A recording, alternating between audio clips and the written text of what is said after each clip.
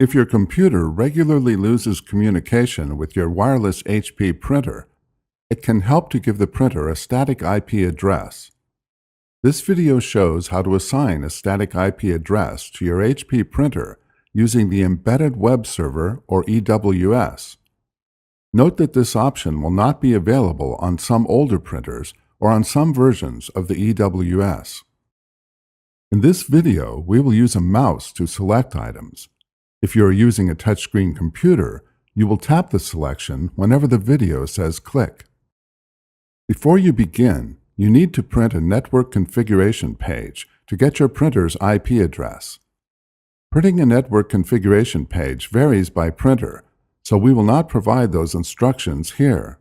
Before heading ahead into the video, in case you are facing any issue with your HP printer device, get in touch with our HP printer expert.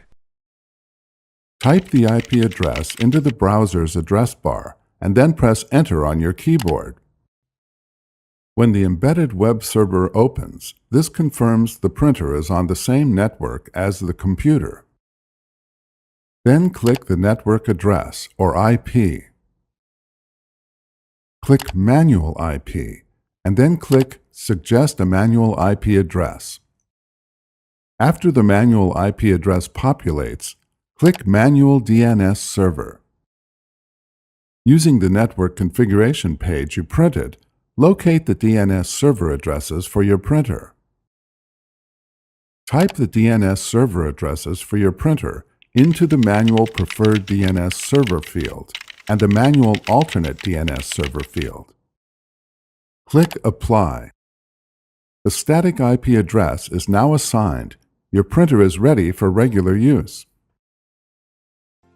Thanks for watching, and don't forget to smash that like button and hit the subscribe button so that you don't miss any of our videos, and in the case face any problem, get in touch with the experts.